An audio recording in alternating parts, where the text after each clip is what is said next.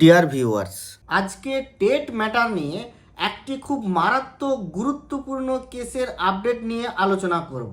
এই কেসটির প্রকৃতি এবং আজকে যে তার হিয়ারিং হলো, হিয়ারিংয়ের পর যে ডিসিশন হয়েছে সেটি এই কেসটিকে আরও এক অন্য মাত্রা দিয়েছে।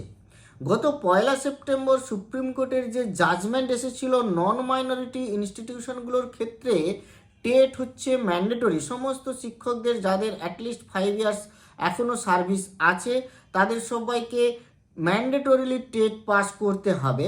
সেই কেসের সাথেই এই কেসটিকে জুড়ে দেওয়া হলো, ট্যাগ করা হলো। আজকের হিয়ারিংয়ের মূল সারবত্তাই হচ্ছে এইটি যে এই কেসটিকে ট্যাগ করা হয়েছে।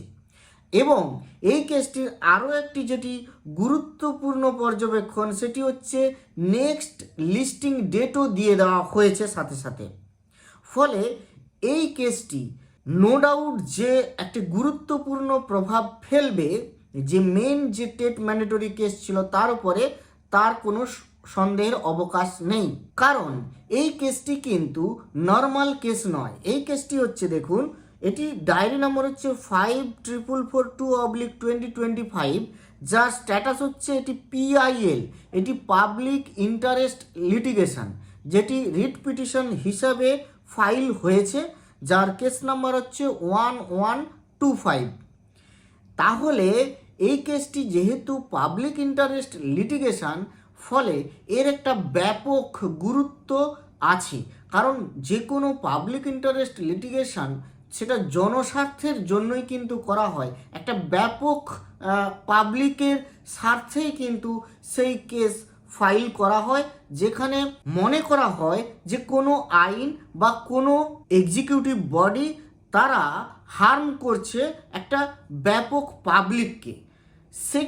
সেখানেই কিন্তু এই পাবলিক ইন্টারেস্ট লিটিগেশনগুলো ফাইল করা হয়। আর এটা এমনই একটি পিটিশন যেটা আজকে হিয়ারিংয়ে ওঠার পর honourable mister justice Vikram Nath এবং honourable mister justice Sandeep Mehta division bench তারা ডিসিশন নিলেন। তারা বললেন যে এই কেসটিকে মেন যে কেস, এটা দেখুন, এই যে মেন কেস হচ্ছে, কেস নম্বর হচ্ছে 1385/2025, এটাই কিন্তু মেন টেট মামলা, যেটা সুপ্রিম কোর্টের 1 সেপ্টেম্বর জাজমেন্টটা হয়েছে যে টেটটা প্রত্যেকের জন্য ম্যান্ডেটরি নন মাইনরিটি ইনস্টিটিউশনের ক্ষেত্রে।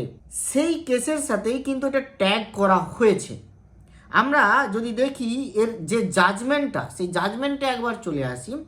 এই জাজমেন্টে দেখুন, এইটি হচ্ছে কোর্ট নম্বর 2-তে আজ হিয়ারিং হলো, আইটেম নম্বর 39।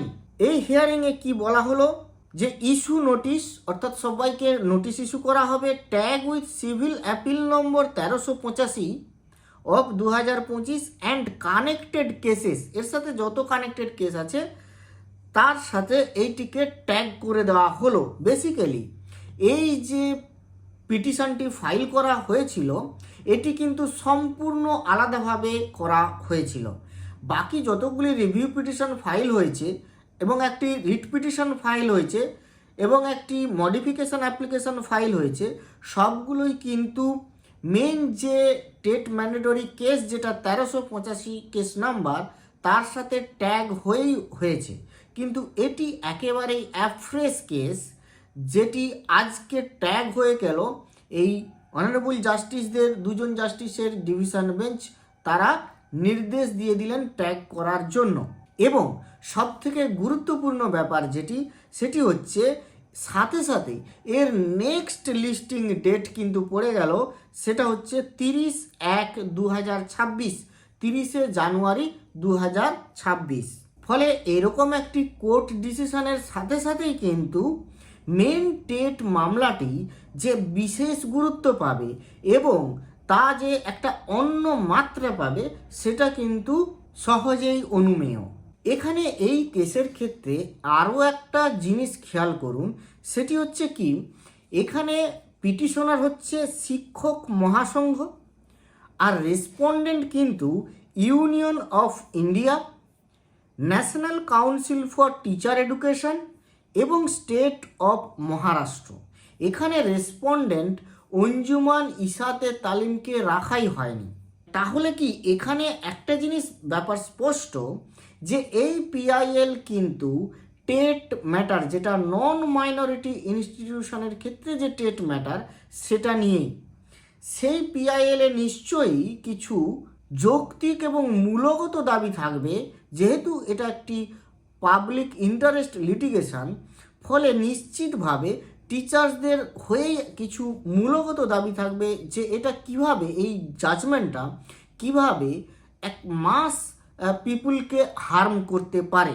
ফলে এইরকম একটা কেস যে কোর্টে অ্যাকসেপ্ট হতে পারে এবং সেই কেসটি একটা অন্য মাত্রা পেতে পারে। মানে আজকে যে হিয়ারিং, 12ই ডিসেম্বরের যে হিয়ারিং, এখানে কিন্তু শোনার পর, হিয়ারিংয়ে শোনার পর এই ডিভিশন বেঞ্চ সরাসরি খারিজ করে দিতে পারতেন, বলতে পারতেন না এই কেসটা স্ট্যান্ডই করে না। যেখানে সুপ্রিম কোর্ট রায় দিয়েই দিয়েছেন সেখানে এই জিনিস স্ট্যান্ডই করতে পারে না, এটা বলেই দিতে পারতেন, কিন্তু তা বলা হলো না। ফলে নিশ্চিতভাবে একটা অন্য মাত্রা এর আছে। তাই এই কেসটার কি গতি প্রকৃতি হয় তা কিন্তু একটা দেখার ব্যাপার আছে। তো আজ এই পর্যন্ত। ভালো থাকবেন, সুস্থ থাকবেন, ধন্যবাদ।